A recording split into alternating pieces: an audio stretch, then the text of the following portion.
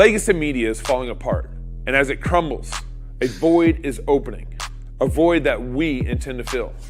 The big legacy news networks currently average just 1.2 million viewers a weeknight, and those numbers are only going to get lower. Legacy Media is dying, and the younger generation has moved on. Legacy Media panders. Legacy Media lies. Legacy Media does not know what the truth is, and they don't care about it. Legacy Media is a dumpster fire. This is why we few in our wild imaginations have started the Fight Laugh Feast Network. Our goal is to take down the legacy media giant of the last 50 years with our 5 stones. We started in 2016 with our flagship show, Cross Politic.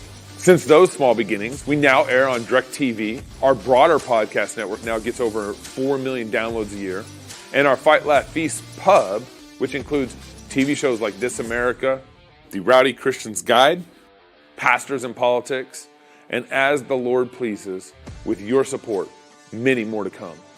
Our goal is to become the flagship new media 2.0 network over the next 50 years and take over nightly news, sports, sitcoms, hunting shows, and more, all conveniently stored for you in our Fight Laugh Feast pub.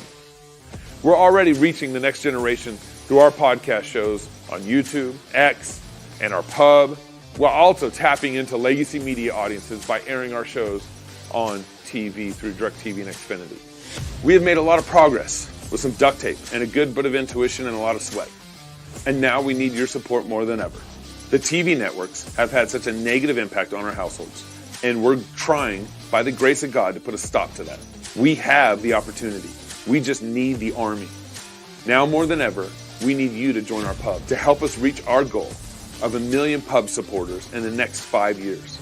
There's no way around it. Competing with Fox and the Alphabet networks without money is virtually impossible.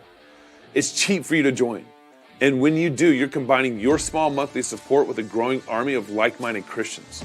We have thousands, we need millions. So if you want more of the Alphabet network's misinformation and lies, don't join. But if you want to give us a mere 5 stones, then please join the pub, and together we will take a swing at the head of big media, all the while fighting, laughing, and feasting to the glory of God.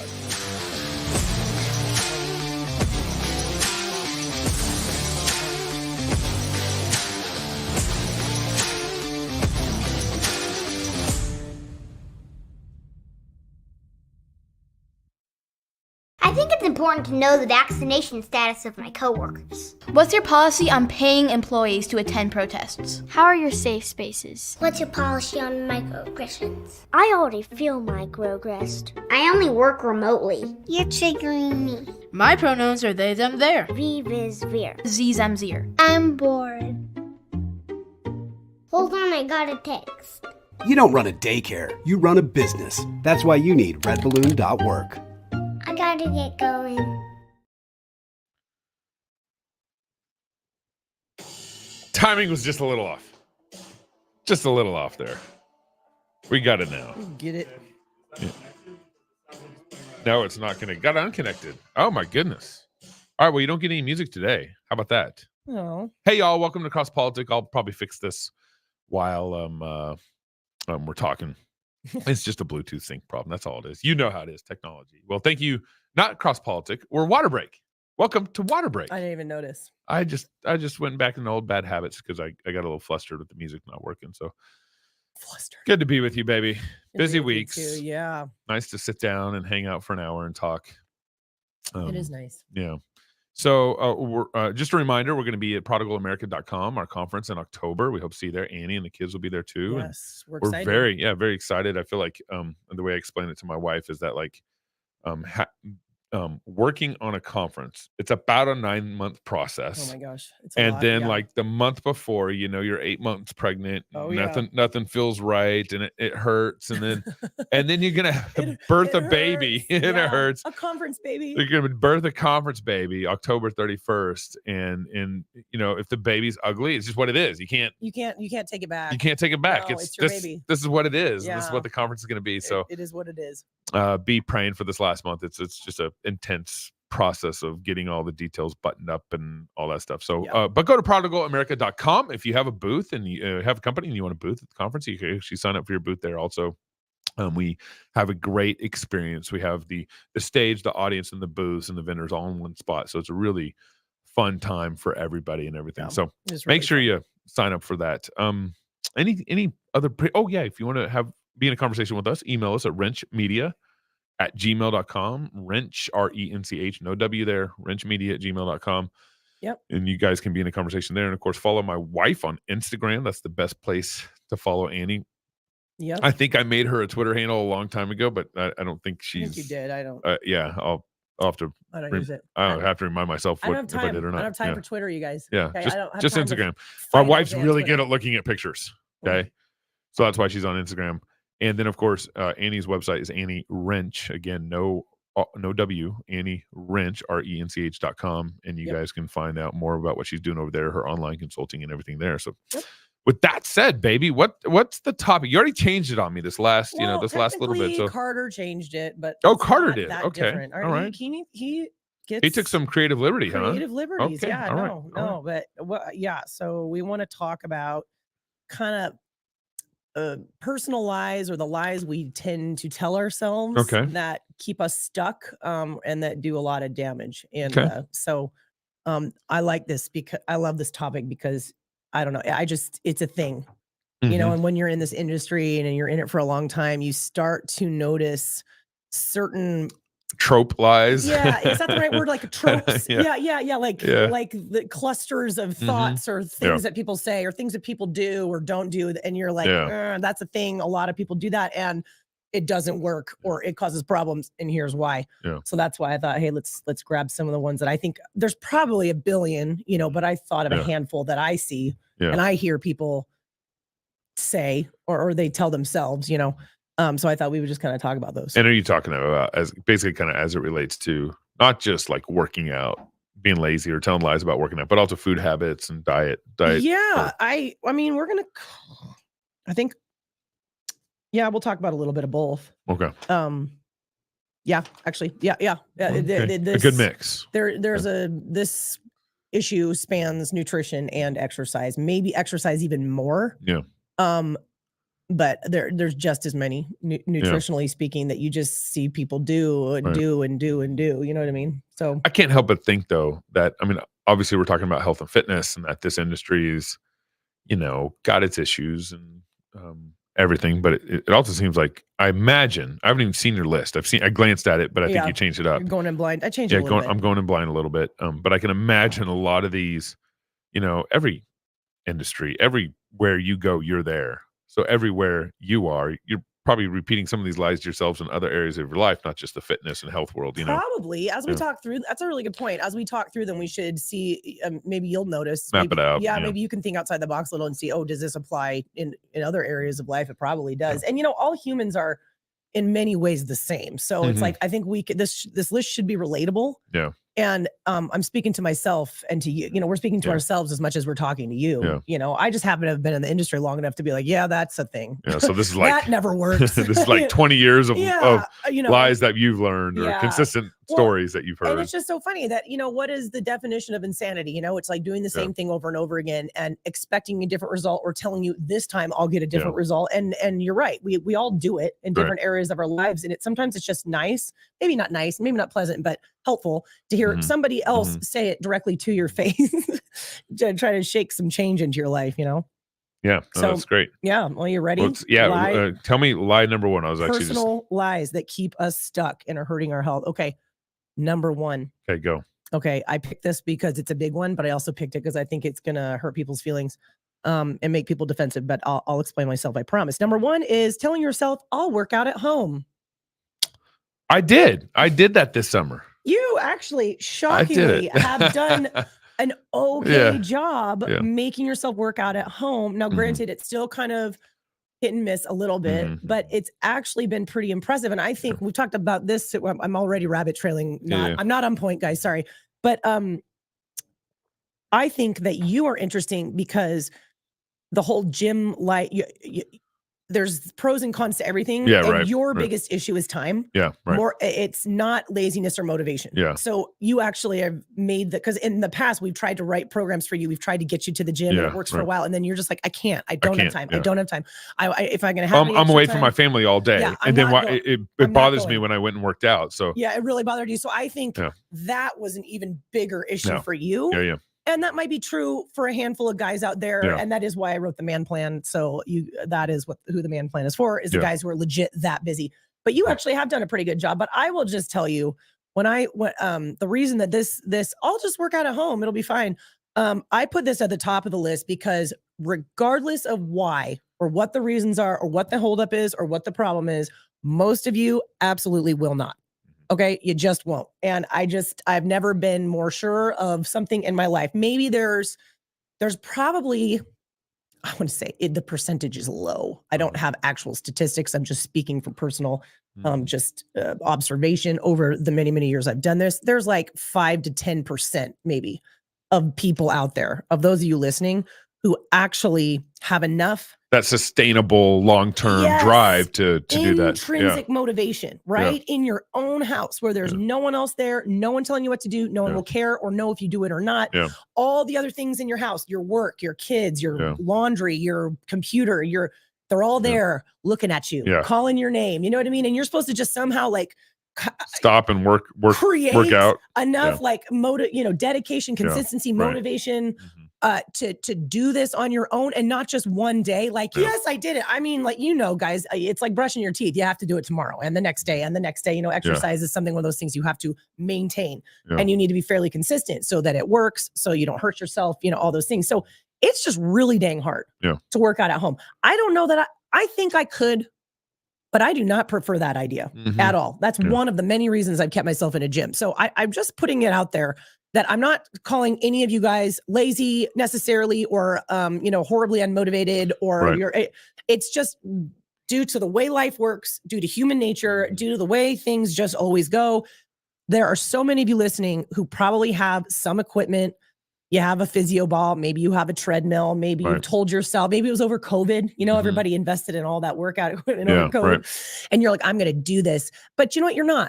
You're not. Yeah. And I just I can count on one hand how many clients that I have worked with over almost 20 years who have been able to have told me I'm going to do this at home and have actually been able to achieve that. That's right. And I am super impressed with the people who can. And if that's you, you've got the right equipment. This lie's not for you. Yeah, you can move on to the next slide. But I mean, if you have the right equipment, enough, personal like motivation and dedication and drive, you have the knowledge. That's another thing. Like if you know what to do and you have a program that you're experienced enough, you're knowledgeable enough that you're doing the things that are the right thing for you, then you just keep on going. And that's super impressive because technically it doesn't really matter where you do your squats. It's not like something magic happens when you step into a gym or you join a program online, or it's still a squat, right? It doesn't matter if you're in your living room or your garage or a gym or whatever. The problem is, what situation do you need to get yourself in so that you will actually do it? Right. And you guys, there's really not even much more to say about this. It's just like, stop telling yourself that you're going to work out at home when you have never been able to get yourself to consistently work out at home. 30 years of your life, whatever. I cannot believe how many moms in particular. I think it's extra hard for moms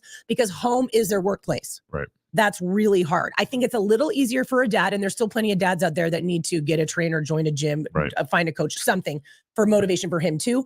But there's something about moms because home is your work, right? The kids are there. You can hear them. The kitchen's there. The laundry's there. Everything is there. And just getting yourself to drop that when you already have, most of you ladies, and again, you're not lazy people. Most of you aren't. Like, you got a full day ahead, a full day's, worth of work.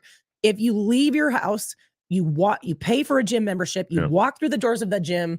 It just changes everything about the structure of what's going on. There's nothing else to do but work out there. And like that, and what I've told people for years, 75% of the struggle is just getting there. Just get your body into the gym and then you're okay. You're there. You're there and you're going to do the thing. And I'll say, from a sidekick experience with Annie, she would get off the phone and, talk to usually some gal who's like, oh, I'm just going to work out from home.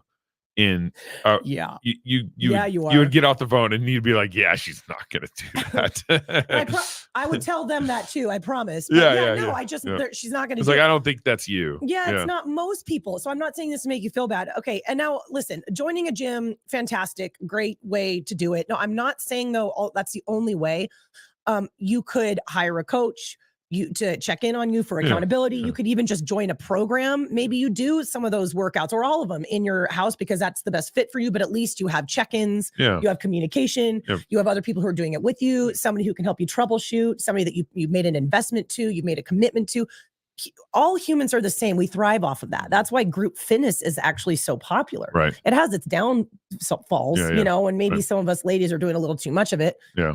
But the idea of like having that accountability and that camaraderie and suffering together, really taps into some very like basic human tendencies, and it's why it's so popular, you know. And a lot of it just has to do with being alone. I don't want to work out when I'm alone. You know? and like I teach, and this is just a side note, but I teach a boot camp class every Tuesday, Thursday, and it's just a horrendous class. Like it's just like Tuesday, it's cardio, so you're just sucking wind the entire time. I literally make them as hard as I can. Like I'm like, what is the worst thing we could do today? And then I write it down and then we do it. And then Thursday's like supposed to be super heavy, right? You're supposed to be going as heavy as you can go. And everybody comes to those. Every single person in that room is like, I would rather die than do this by myself. Like I will not, I would never, I mean, if you could get yourself to do it, you would not go so hard. You would not go so heavy. Like it really helps to have some sort of camaraderie, you know, and again, that can look different for different people. It can literally be joining a gym in a very traditional sense. It could be hiring a trainer. It could be doing a program online. It could be a lot of things, but we need it. And ultimately exercise is so important to not just your short-term, but even more so to your long-term health and at every level, metabolically speaking, injury, your ability to sleep, your ability to hold your grandchildren. I mean, like the list is infinite. You get yourself now into position, do what you need to do so that you will actually do it. Like stop telling yourself the same lie that you've been telling yourself for who knows how many years. I'll do this at home, because most of you are not going to do it at home, or at least not at home without some sort of program or coach or group or something in place to help you stay motivated and consistent. All right, that's just lie number one. I know, guys, it's a big one. I told you. What's lie number two? So again, lies that we tend to tell ourselves when it comes to maybe health and fitness. Yeah, things we tell ourselves, tell other people. Yes, exactly. Okay, and this one is this was the one that probably gets me the most worked up right now. I feel very, very soapboxy and crabby about it. And don't be crabby. I can't help it. I'm a little crabby about this one. And it really piggybacks off the first one. They kind of go hand in hand a little bit. Okay, so this is the second one. It's not in the budget. And I've talked about this a little bit in past shows where it's like, okay, guys, you need to invest, like overall, just big picture. We really need to normalize or move the Overton window of health and fitness and life and all those things to where investing to some degree in our health is normal. Like it's not weird. It's not excessive. And almost, I would argue, not optional. Like it's not optional. You know what I mean? Like brushing your teeth. Like if your car broke down and you only have one car, you're gonna like move some money around, even if things are tight, and you're going to fix it because you need a car to live, right? Well, you need your body to live, and you really need your body to do well now so that it doesn't totally crash and burn long-term, which almost always it will. So like, I think we as a general population, especially I think the kinds of people that are probably listening to our show. So these are like productive Christian people who in general, they're in their lives. And this is one of the greatest ironies of this. There's just this huge emphasis on being super productive, working super hard, thinking long-term, thinking about your grandkids, thinking about your great grandkids. You know, it is encouraged for women to have a bunch of babies, and which I have no problem with, but it's unbelievable to me how at the same time, there is such an unbelievable de-emphasis on making whatever investments we need to make in order to take care of our bodies and take care of our health. And to handle having children. Totally. Like, I mean, totally. Like, I mean, you've worked with a lot of women where it's so like hard on our they bodies. have 3 babies, and by the time on their 3rd baby, and they haven't kind of recovered or basically rehabbed after each child, their abs are done. It can be they've obliterated their abs, pelvic floor, bulge discs. I mean, I work with these women regularly. I mean, it's a having children is one of the most unbelievable human physical feats that is, and I'm not saying that like we're so, I mean, it's just how God designed it, but it's unbelievable, honestly. I mean, at every level, what our bodies go through every single time to grow a human, birth a human, feed the human, and then also have other humans that you have to take care of at the same time. And then the number just keeps increasing. So it's baffling to me that we as a culture do not see that, since we do talk about that as one the highest calling, you know what I mean? Rightly so.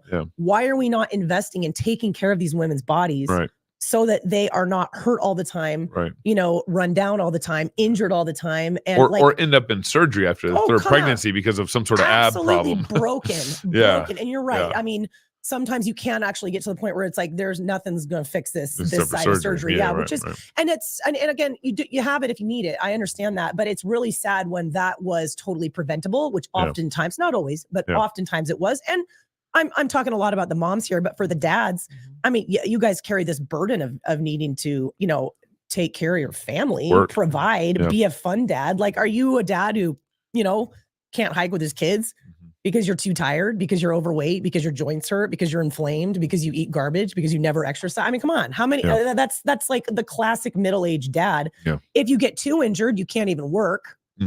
And that's really bad. But I mean, how many dads out there are just generally unhealthy? They don't sleep well.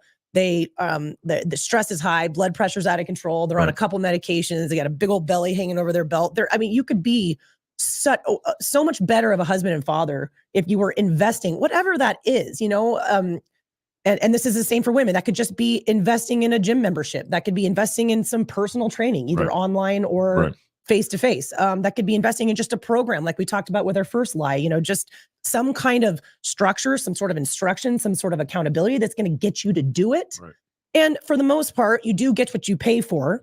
Okay. You can, you know, just YouTube things randomly, but you know, I recommend working with somebody reputable, somebody that you trust, someone who really knows what they're doing. And you're going to have to make a small investment, but this is the thing. Everything we just said about this stands alone as true. You should be taking better care of our bodies, and it should just be assumed, and it should be normal. And it does take some money, and we need to be willing to spend that. But that aside, really, for most people, it's not ever really going to be a question for any of us, whether or not we invest or spend money, time and energy and money in our health. It's going to be a question of, okay, do you want to invest a smaller amount now, like on a personal trainer or whatever, like some of those things that we just, or on a program or on some nutritional consulting, whatever it is, a relatively small investment now? Or do you want to let your unhealthy habits, your inactivity, your bad food choices compounding over the years, which those sorts of choices absolutely do, right? To the point where you are then having to invest way, way, way more money in things like medication, physical therapy, procedures, surgeries, all the medications, you guys. My goodness, the insulin, the metformin, the statins, the cholesterol medication, the CPAPs. How many of y'all are on a CPAP? And how many of you or need one? Okay, either you're on it, dudes. It's usually the dudes, or your wife's been begging you forever because you snore like a freight train and you just refuse to do it. Almost always that, not always, but almost always that can be solved by making healthier lifestyle choices and specifically exercising. But no, I mean, most of us aren't going to do it. We're going to just get on that CPAP machine and, you know, like sleep like a transformer every night. You know, I mean, there's so many things that you will end up paying for in a very, very painful way, and sometimes an irreversible way down the road. So if you're one of those people who just can't get around the money thing, really do change a little bit the way that you're thinking about this, because we all invest at some time.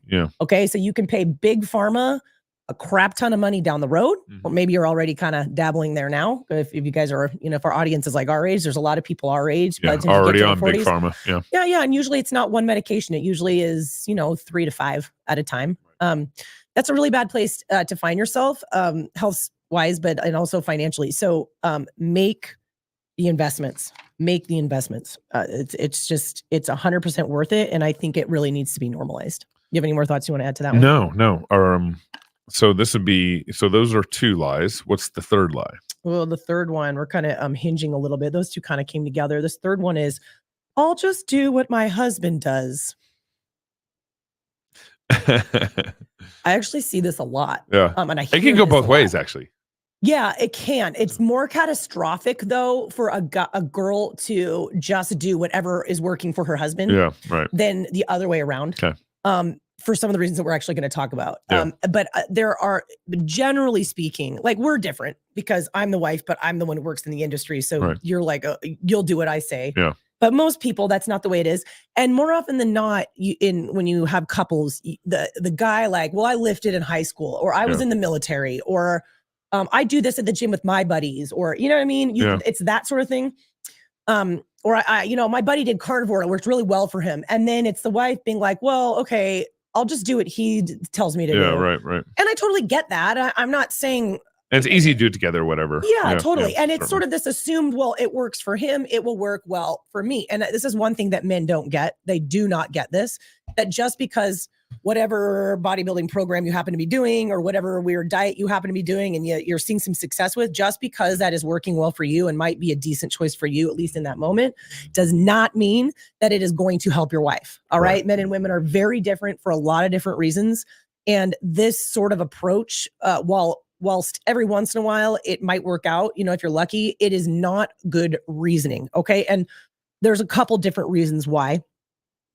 On the stress side of things, and we've talked about this a lot, women have drastically lower thresholds for stress. We do not handle physical, metabolic, mental, even. We don't handle stress as well. And that's part of God's design. And there's no fighting it. It doesn't matter how good your mental game is. Yeah. Your bodies, ladies, will not handle doing burpees every day as well as your husbands will. Like it just won't. Okay. So, and also, well, and you've said this before, but what does it mean? Your body won't handle it as well. Physiologically, it will not handle it well, because you might have a mind of steel and be like, I am strong, I am motivated, he's doing it, I'm doing it. And there's a lot of girls out there like that. And it's not like they can't push through. Yeah. It's just at what physiological cost, and you have all this complex like orchestra of different hormones operating and signaling in our bodies. And if you take the approach that so many dudes, especially dudes with like a football background, a military background, and those are all great backgrounds, you know what I mean? And they come from the like, no pain, no gain, tough it up, more is more is better, that kind of a thing. You get a lot of CrossFit style stuff. You get a lot of like high intensity style stuff. And dudes' bodies, generally speaking, I mean, even for them, too much of that, especially as you age, can still do more harm than good. But they're always going to be, on average, be able to handle that consistent level of stress better than women are. Okay. And another, like when did we talk about? Oh, it was when we were answering questions. I was talking about why I don't do training fasted. We have that basically a double nutritional demand or threshold to avoid adrenal dysfunction than men. So meaning we need to eat almost double around our workouts in order to not signal to our female bodies that we are in like a low energy state and a time of high stress. And if you remember, we also talked about how men have one kisspeptin neuron center in their brain. Women have two. I don't even know what that is. It's okay. Women have two that are highly sensitive to just being overstressed. And then, just in terms of what you're doing physically, but also working out fasted is a huge stress signal to women more so than men. And a lot of men actually do all right working out fasted. So if you're just like, well, I do it, my wife can do it. Bad idea, guys. Bad idea. This is a lot more of a nuanced conversation. So yeah, fasted workouts, too much high intensity, too often is not necessarily going to be a good idea. So if your husband's just like all on the CrossFit high intensity wagon, he's trying to get you to do it because it works well for him, that may not be a good idea for you ladies, especially as we get north of 40. As our body's hormonal production becomes a little more, basically goes downhill, we become a little bit more sensitive. Our body taps into our adrenals in order to kind of make up for the hormones that are not being produced. So our adrenals are already overtaxed. So the last thing you want to do is CrossFit every day. And I absolutely mean that. It is very, and hopefully for some of you guys, this is like resonating a little bit and you're like, oh, that's why we're both doing the same thing. And it's working for him, but it's killing me. Out. Yeah, exactly. Men and women are different. Okay. Yeah. Another thing to keep in mind, kind of on the same topic of just, don't just do what your husband does. Women, our bodies are different. We have a wider Q angle than men. That Q angle, hips down kind of thing. Right, yeah, good job. You remember that. So we're more prone to knee injury. I listen to you. Thank you. We're more mobile. Yeah. And then we're the one most of the time who either are going to have the babies, are currently having the babies, or have had the babies, right? So that comes with some baggage that dudes are just not going to have. And that means that you're a wise, thought out, you specific workout plan is going to need to take into account these things. Whereas a dude may just be able to pull a bodybuilding plan out of like men's muscle. What's a men's bodybuilding magazine? I don't know. And just be fine. Whereas if women do that without really paying attention to knee stability, glute activation, rebuilding core, pelvic floor, these things really matter for them. Right. They may end up hurt, and they're just, not going to cruise through that just classic bodybuilding program that might be legit working just fine for you. Right. So those are things to think about as well. And on top of all of that, before we move on to the next one, women, as we get older, especially moving into the perimenopause phase of your life, what you really, really need the most, and we've touched on this before, but I like to say it as often as I can, you need to emphasize heavy strength training. Okay. Not bodybuilding, not heavy stuff. Okay. Several times a week for that neurological adaptation that you're looking for in order to maintain strength. Okay. So we're talking very heavy, low rep, long breaks. Okay. And we also need to train explosive power. Like we really, really do need that. And that needs to be well thought out. It needs to be strategic. It needs to be the movements that are the right movement for you in order to train that energy system, fast twitch muscle fibers. Yeah. Those are the two things that we really, really need. And oftentimes whatever it is that your husband's doing, the same routine that he's been doing since like high school football is not going to check those boxes. So just something to be thinking about. And this right here is why I do movement consults. And that's what I call them, movement consults, where I literally get on the phone with people and we just troubleshoot for an hour because everybody's so different. Right. Like it actually can be really challenging, like my knees hurt or my back hurts or whatever. Like, you got to talk about all this. My background just running, but then I spent all my time doing this and or I used to be this and like, both my knees I've only done calf raises for 10 years. Yeah. I mean, your background, what season of life you're in, what your level of stress is, how experienced you are. Do you know how to Olympic weightlift? Do you not? Do you know what the big lift, there's so many factors that would possibly affect what the perfect program might look for you. Right. It might not be the program. It might be the frequency. How many times a week are you hitting this? Are you deloading? Do you make changes around your cycle? Like there's just so many things. So this is why I do it, because there's a lot to talk about, and everybody is a little bit different in that way. So anyways, don't do that. Don't just do what your husband's doing. Yeah. Figure out what's right for you, ladies. Right? So that's 3 or 4 now? That was 3. Oh, okay. 4. What's the 4th lie that people tend to tell themselves? 4th lie I wrote down. Oh my gosh. I really want to. I'm going to add one in because I want to do another nutrition. A bonus lie. And then I'm going to add in a bonus lie. And I thought of it when you were asking me, are these going to be about nutrition or are they going to be about exercise? Okay. And I was like, okay, what's actually the biggest nutritional lie that people tell themselves? And I will tell you right now, the biggest lie, or the biggest lie is kind of a strong word, but the biggest non-truth that people effectively tell themselves, sounds like a lie, on the nutritional side of things is, I will buy this food. I will take it to my house. I won't eat it. And it's for the kids or whatever. Or it's for who knows who it's for. I mean, it doesn't really matter, does it? Like, it doesn't really matter. Yeah. I'll buy this bag of Doritos. Doritos are my kryptonite. I absolutely love them. But you know what? I'm going to buy them. I'm not going to eat them. The kids might have them. Maybe my husband will have them. Now, you can, on the side, make an argument. Maybe just don't buy that kind of food, generally speaking, for your family, because just because maybe they're not overweight, it's still terrible fuel, and it's not good for their health. That's another conversation for another time. Yeah. But this is the thing. Just like I said, it was 5 to 10% of the population of people who exercise or attempt to exercise. 5 to 10% of you can probably successfully work out at home, like in a meaningful, consistent way. I would put about the same percentage on the number of you people out there who are truly moderate with processed food. It is very, very rare. Okay. Now, I am not talking about like broccoli or eggs or steak, real food. It's actually quite easy to moderate that kind of food. Right. And that's one of the many, many, many arguments for why that should make up most of what we eat, right? It's good for you. It's nutrient dense.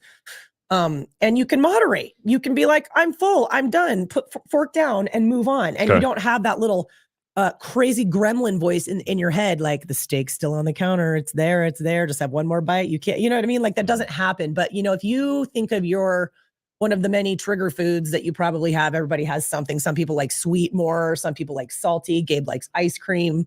Everybody that's about it. Everybody I has love me some ice cream. Everybody has something, but I know you have experienced like those peanut butter pretzels that you like, or the kids with those lime chips, where you just have a few, and it's really hard to stop. Yeah. You know what I mean? Like it's really hard to stop. And again, there are true Cool Ranch Doritos. Cool Ranch. That'd be Cool Ranch. Yeah. Cool Ranch. Yeah. You can't just have one chip. You can't just have one chip. No one can have one chip. They could use me for an ad if they want. Yeah. Well, which company has that? I bet you can't have just one. Is that Pringles? Might be Pringles. It's somebody's slogan. Yeah. Like it's a good one. It is a good one. And it's true. But I just find like, self-control is a good thing. Yeah. And learning how to not just give yourself always what you want immediately is a good thing. Mm-hmm. However, these foods, the brownies in the box, the Sour Patch Kids, these foods are by design highly addictive. They hit off sections of your brain, like the pleasure centers in your brain, in a way that no normal natural food ever will or ever could. And someone said Oreos. Oreos, is that that's a good one. Oreos. That's a good one. I don't actually like Oreos, which is so weird. I used to like dipping in milk. I don't like Oreos like I used to, but I used to like dipping in milk. They're too sweet for me. Yeah. Even as a kid, I remember being like, surely I will like this. And then I'm like, no, I don't like it. Too but sweet. But a good a good chocolate chip cookie. Yeah. Don't even, I can't. Don't get you started. Don't get me started. I have all kinds of it, but these things affect our brain and our willpower and our ability to just stop, because that feeling when you keep eating and you're like, I am physically full. Like I actually am hurting. I actually hurt, but I still want more. You're still stuffing it in your face, not even enjoying the bite that you have. You're like just thinking about how to shovel more in, that's what these foods do to us. Lindsay asked this, can honey help in sweet cravings? Honey. I mean, it's better.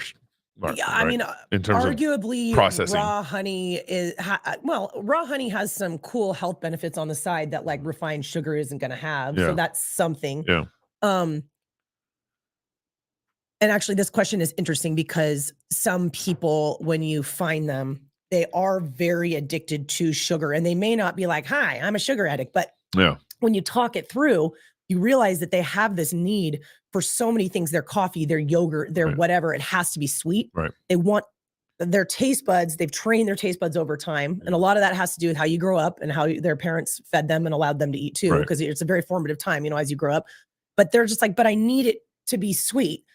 So you could use something like honey as sort of a crutch or a training wheel if you needed to. And I'm not saying honey is bad. I put honey in my Greek yogurt this morning. So please don't, I think raw honey is awesome. Like I don't have a problem with it. But if you know that you're like over here with your need for constant sugar and you need to get over here, which is what I recommend. I recommend to everybody, get to a place where you can have coffee with cream and you do not need sugar. Get there. And that took you a lot. That took you a while. Yeah. So you might use something like honey or something natural, its equivalent, monk fruit, there's a bunch of options out there. And use it as a kind of a training wheel to slowly titrate down. Right. I think that's perfectly fine. So if that's what she means, I would say do that, because going cold turkey is pretty rough for people. I mean, your brain is expecting it, and when it just doesn't get it, it can be really bad. But I do encourage people to get to the point where they do not need things sweet. Yeah. You can eat something sweet every once in a while, but everything sweet all the time is not a good place to be. Right. So that would be my answer there. I don't know if that was exactly what you wanted, but the main point is, you guys. Well, I think part of the reason to like get sugar out of your coffee is because usually people are having like 3-4 cups a day. Yeah.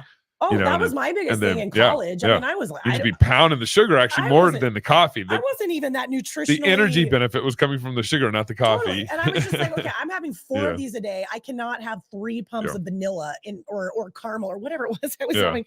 I mean, like for my teeth alone, I can't.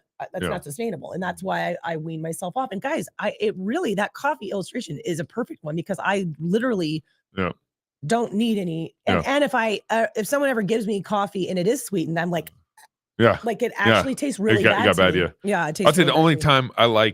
time I drink my coffee black. I'll do milk in the afternoon. And everything because I think my tummy's a little sensitive to the acid buildup or something. But I do like having like, a pancake or something sugary with my black coffee. Yeah. Well, no, but I don't do that. I hardly do that at all. But some of that is just the complementary flavors and all stuff. Yeah. Right, and there's nothing wrong with that. And there's nothing wrong with having something sweet some of the time. Yeah. The main point here is, you guys, if you don't want to eat something, do not buy it. Okay. Don't bring it into your house. If you are having a problem with out of control eating, binging, eating way too much sugar, stop making chocolate chip cookies every day. Okay. And then just being like, my willpower, I will smell them all day. I will look at them all day. I'll know where they are. I won't have one. Come on. Again, 5 to 10% of the population are truly moderate. They can have one bite of a cookie. No, it's like so few. And those people are out there and they're amazing to me. Yeah. Even with like really processed stuff that's like just dopamine hitting their brain so hard, they're able to just like have a brownie square, leave the rest in the pan, walk away, and they're fine. Yeah. Most people, you got to throw those in the trash can. And I don't mean the inside trash can, ladies. I mean the outside one. That's so disgusting that you will not go dig through it. And I did say that out loud. It is a thing. Yeah. You need to put it in the gross outside trash can, okay? Where those brownies are gone, or else you'll just keep eating them. And again, that's not because you're a pathetic person. That's because you are not understanding and being realistic about the situation, which is those foods are designed for you to not be able to moderate. So stop buying them or bringing them into your house unless you are fully willing and ready and able to be like, I'm going to eat this. You've conquered those demons. I'm going to have this. Yeah. And I mean, just own it because that is almost always what's going to happen. So there you go. Okay. That was the bonus lie. Number 5-ish or something. I think we're doing okay. I know 3, 4. Yeah. Okay. 5. It's actually 5. Okay. So this is an interesting one, and we've touched on it before off and on throughout different shows that we've done, but it is so pervasive for men and even more so for women because we're just more complicated and we have more problems. And that is simply the lie that, well, this thing, whatever it is, workout routine, diet, whatever, calorie range, it used to work for me, so it should still work for me now. And I don't know if you guys are aware of how many of you ladies are doing this.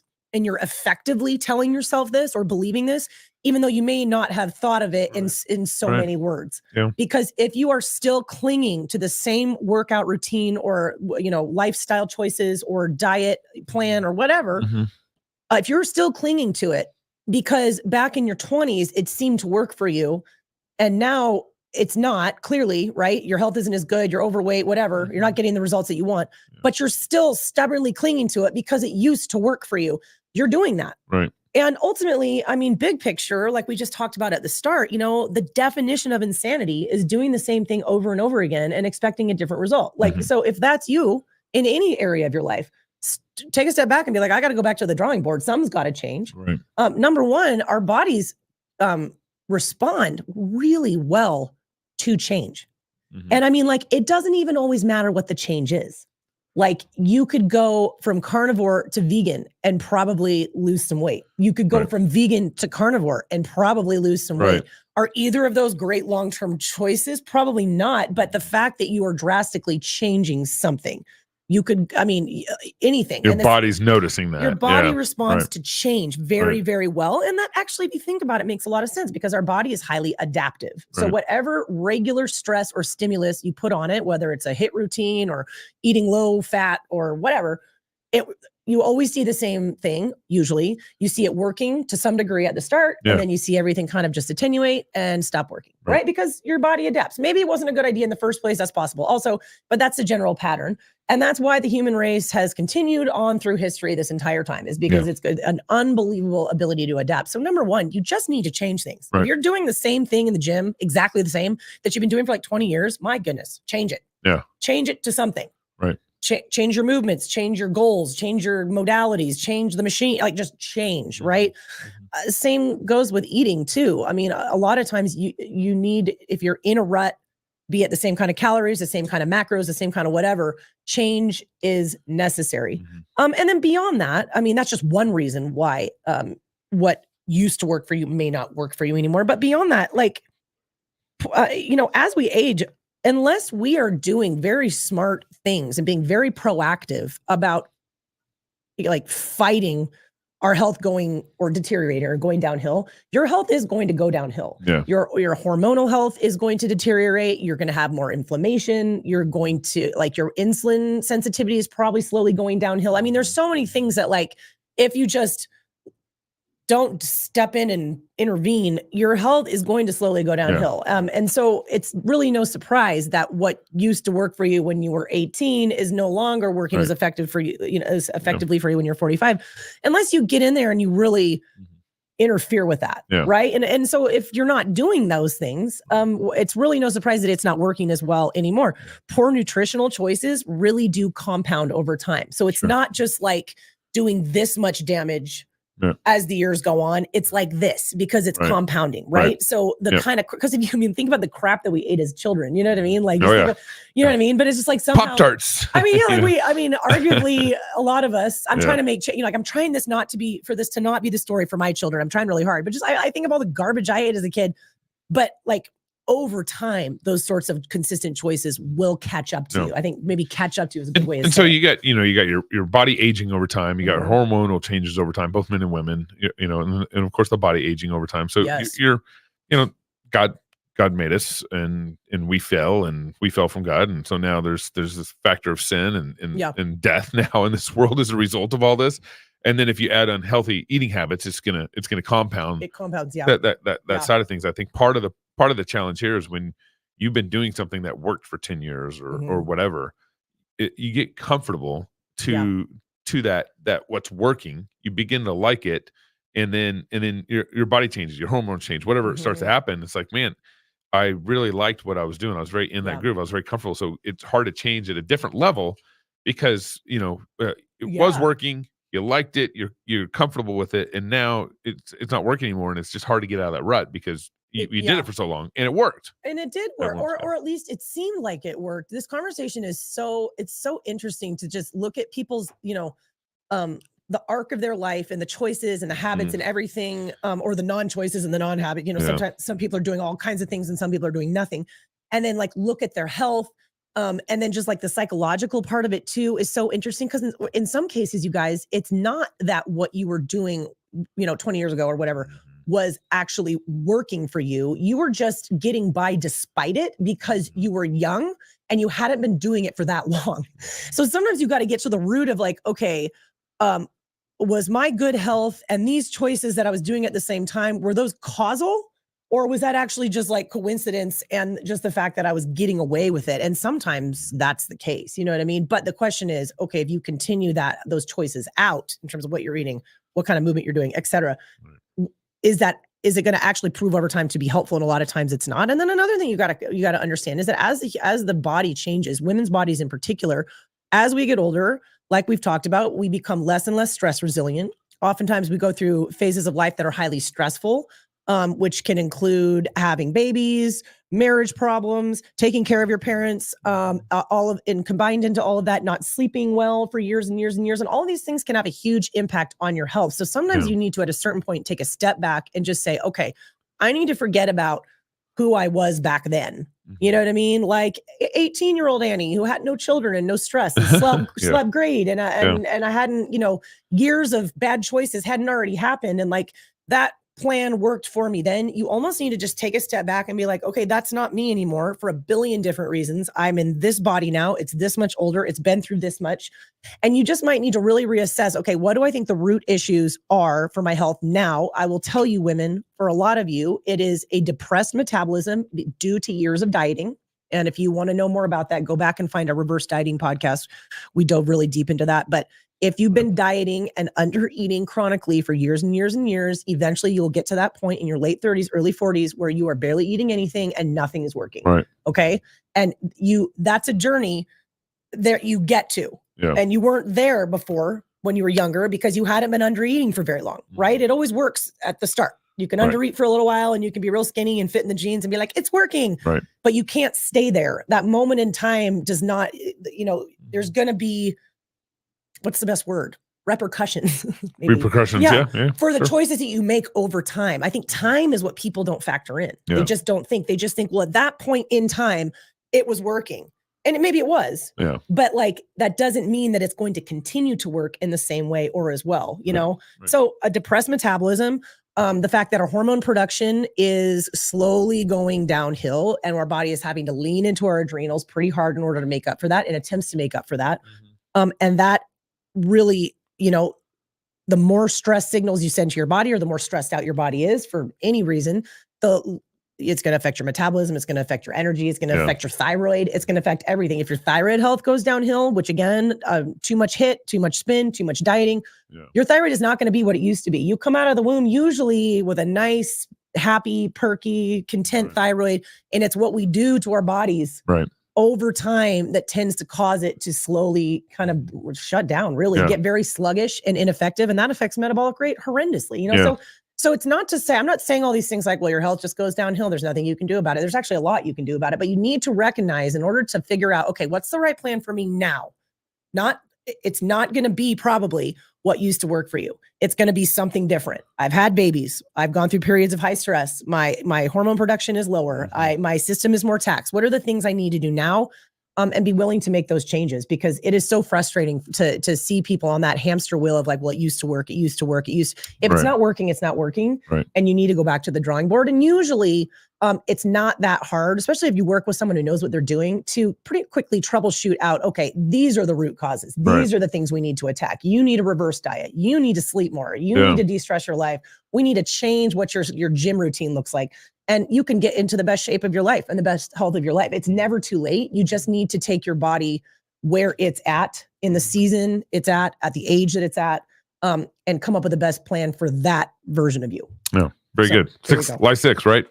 Yeah, I think on so. Ly6? Ly6. Okay. I mean, I have a list here, but I don't know what order you're in anymore. Yeah, no, Ly6, Ly7. Oh, we're doing really good. We've moved through these pretty quickly, which is pretty good. Okay. Here it is. Salads are good for you. I've been preaching this for a minute. You have not really. Not for the reasons that I have been.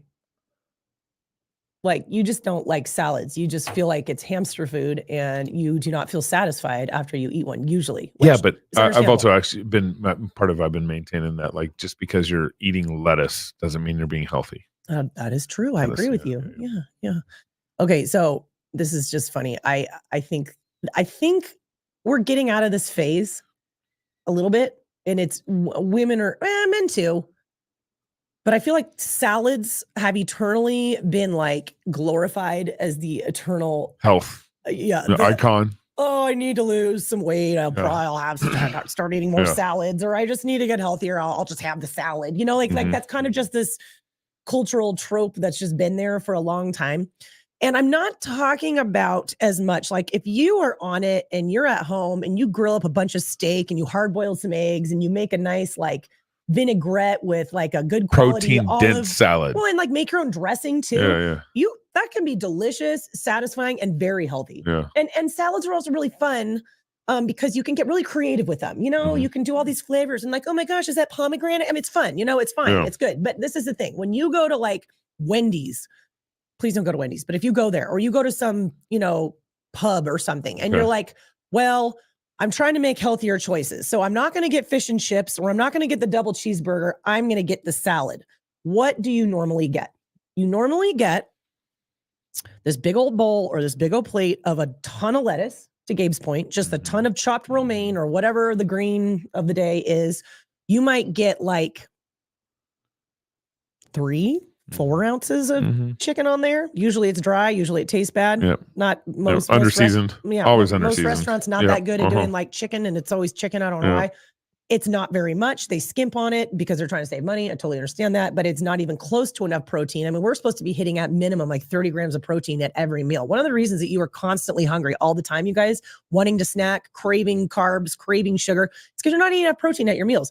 And you're not even going to come close to that at one of these restaurants when they bring you basically a bowl of lettuce with a tiny, tiny bit of protein on it. And then the best part is when you then dump some sort of big, like cheap industrial seed oil mash on top of it. You know, and usually a lot of it, because it's so it's just not a yummy meal. So you're trying to make up for it by over saucing it.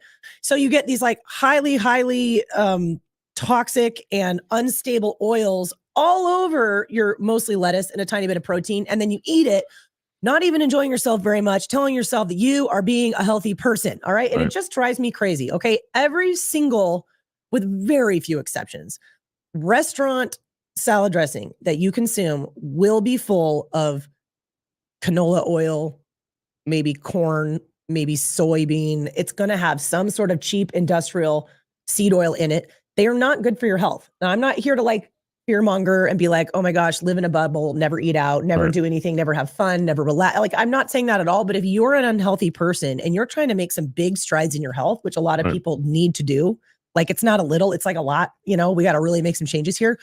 Eating an under-proteined meal with a bunch of industrial rancid seed oils dumped on top of it every day in the name of health is a lie. It just is. And it's really frustrating because I think a lot of people really do think they're doing the right thing and it doesn't even taste good. Like they're like taking a hit. It's not yummy at all, you know, but they're like, I'm doing this, I'm eating these leaves. So if this is what I say, number one, eat out as little as possible. And this is a huge premise in the man plan. And this is life-changing for a lot of you dudes. Eat out as little as possible. Pack your lunch, pack leftovers from the night before, get your wife on board. She'll help you. She wants you to be, I promise you, she wants you to feel good. She wants you to lose the weight, all the things. Do that. And, or if you have to, and really that's not that hard. Like packing leftovers is not that hard. You just have to not be one of those dudes who refuses to eat leftovers. I know you're out there and you need to get over it. Number two, it just takes a little extra forethought. But I mean, you guys, my 10-year-old son packs his lunch every night before school. I know that we can do this. You know, it's a small change, a small habit. Invest in those glass Tupperware things. And just pack your lunch. Left a veggie and meat from the night before works great. Then you don't have to eat out, okay? And if you need to, and I understand, I'm not that naive. I understand there's business meetings. Sometimes you have to go to lunch. I understand that, okay? So if you have to go to a restaurant, order some sort of grilled meat and some sort of grilled vegetable. That is going to be your best bet at getting the biggest dose of protein you can get, as well as minimal seed oils. Now, they'll still sneak them in on the grill sometimes. Like this is why I just say eat out as little as possible, but it is not going to be as bad as dumping a bunch of dressing on a salad, okay? If you have to get a salad, which again, usually not a great idea. I'm not talking about homemade. You can, you know, that's fine. But if you have to order a salad, double the protein, bite the cost, and say, can I please just have olive oil and vinegar? I was just thinking. Don't do the dressing. All right. Salt and pepper, olive oil, and vinegar. Some restaurants cut their olive oil, which is really frustrating. But again, they're all just trying to save money. You can see it. You can see it. Like it doesn't look very dark or yellow like or whatever. Half canola, half olive, you know. But I still say that's weird. A safer bet to do olive oil and vinegar, salt and pepper than that gross gelatinous ranch that's house made. Okay. Avoid that. One of them is basically mayonnaise and powder. Oh man, it's so the flavored oils from like ampersand, olive oil from ampersand. Yeah, those are delicious. Are those good? I mean, but are those bringing in like, you know, some I don't know. Is she cutting her oils or whatever? I don't think she's cutting her oils, but what is the flavor? What are the flavors doing? It should be fine. It's just infused. It's like roasted garlic infused. Yeah, but is that infusion like? No, you know, got some. It should be totally fine. Bad chemicals. Ultimately, you have to trust whoever the buyer is and whoever's you know, whoever she gets the oil from and all that. But so we got this cool story. Let's tell people what we're talking about. We got this cool little story. It's like a olive oil tap and vinegar. I think she has vinegar. Oh, that's right. She does. Yeah, balsamic vinegars and stuff like that. Yeah, it's amazing. I should just get a couple of those and have them at the studio for my salads. But you really should. That's a great idea. It is a great idea. Anyways, she has this store in town called Ampersand, really cool store, and it's huge shout out. We love it there. Olive oil on tap with infused different flavors from like you know, garlic to rosemary to truffle olive oil, and then the balsamic vinegar, same thing. Yeah, she's got different kind of flavored balsamic vinegars. That's an and stuff amazing like that. I never thought of that. That's a great way if you don't want to take the time to make your own dressing. Although making a vinaigrette, a balsamic, a lemon, it's not that hard. It's not that hard. Well, but my problem is I go to Maud in town and I'll get salad. Yeah. And then I know their olive oil is not, I mean, you can just see it. You can see it. Like that's got mixed seed oils in it. and I see all the different dressings and everything. I'm like, oh well, I don't want any. I don't want a dry salad. No, that's you not know. either. But then Your I can just walk back home and walk back to my office and put it Your on. idea is brilliant. Yeah. And I do, if I'm out, I will take a salad home and just put my own olive oil in it because Yeah, I yeah. know what's in it. Yeah. So, anyways, that is great. That's a really good idea, and we should get you a couple of those and just Yeah, keep just them, have it here at the studio. Yeah. just keep them in the studio. All right, how are we doing? We ready for one more? Yeah, we should probably do one more because you got to go pick up the kiddos. I gotta get Cashy to football. Okay, last one. And again, guys, this is not an exhaustive list. We got through 7. There's probably so many more lies that we all tell ourselves or tell each other that are when it comes to health and fitness, hurting our health, hurting our progress. But here's another one. And introspect a little bit because this is probably connected to your marriage. This one, yes, this is connected to our marriage. And also this is one that I've had to untangle myself. Okay. And this one is I need an hour to work out. Oh yeah. And I come from a running background, as you guys know. And so I have struggled with this in the past. I remember vividly in my head, just being like, well, I don't have an hour, so I can't run. Yeah. And I missed a lot of really perfectly good exercise opportunities, telling myself this ridiculous. You do something for 20 minutes. You can do all kinds of things, and basically that was me saying, if I can't do 6 miles, there's no point, which is not true. Okay, and that's just specifically for running. You can actually. That's why I stopped running because I couldn't get 6 miles in consistently. That's why he was like, it's just too hard to get those 6, and I don't have time. And you can extrapolate this concept out to all kinds of exercise, strength training, whatever it is, core work, whatever it is that you're doing. You do not need an hour to work out. Now, is an hour nice or like a nice long strength session? Yeah, it is. And if I ever get one, I love it. But it's like you got to be realistic, and this sort of mindset of like. And I've had to talk with the ladies strength training program that I do. I've got a live version that I do here in town with the ladies who are local. And then I've got a bunch of ladies from afar just doing it online. Yeah. And and it's been so good. And that's a really good example of what we were talking about with number 1 and number 2, where some of those ladies are working out at home because that's just the best choice for them. But it's accountability. We're messaging all the time. Yeah. They're checking in.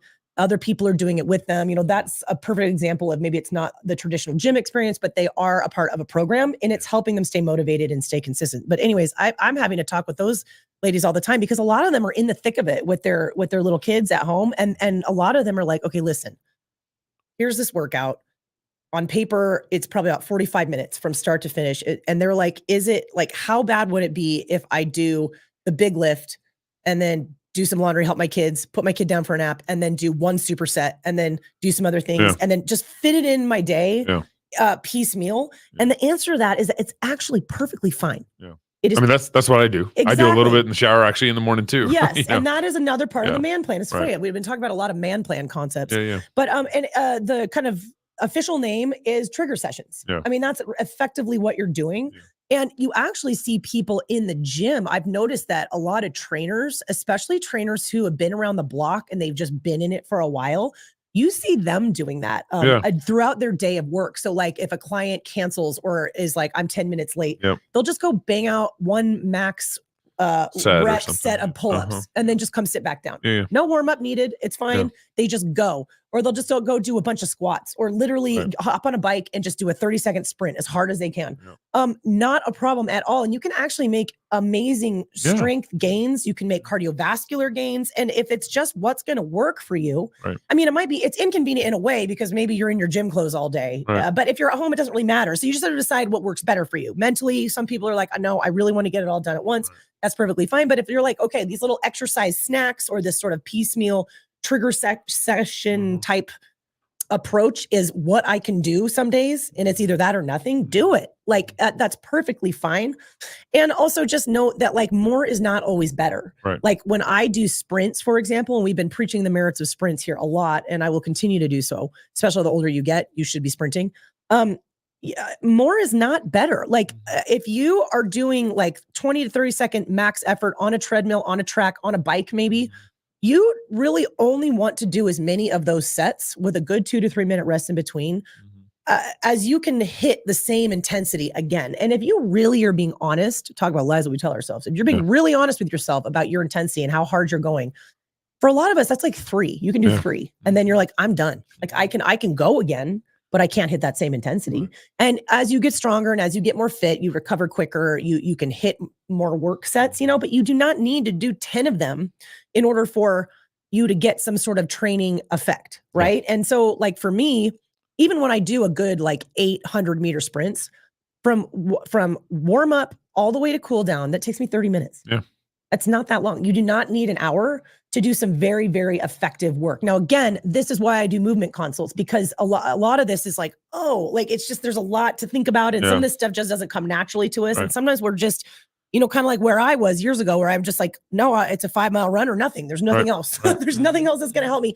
And that's so not true. And it's actually really liberating and helpful for a lot of people who are very busy. Yeah. Busy working dads makes like it, you. Makes it realistic. Realistic. For a guy like me. That's probably the best word to use, because you guys, the best plan for you workout wise is the plan you're going to do. And it can be trigger sessioned all day. It can be piecemealed all day. It can be one little 20-minute set. That is way better than nothing. Right.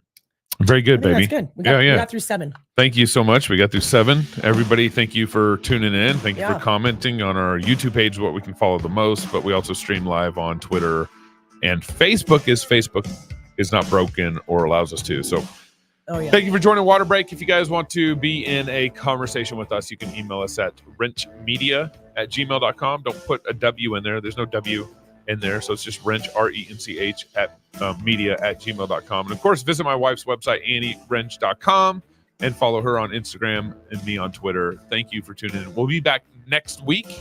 Yep. And for the foreseeable future, I think we'll be back pretty consistently for this next month too, and everything. So it's a miracle. I'm working on some interviews that we're going to be bringing on, and Annie's got some people that we want to bring on here in the next month or so. So look forward to some of that fun, and we'll see you next Thursday, 2:15 Pacific time here. Bye, guys.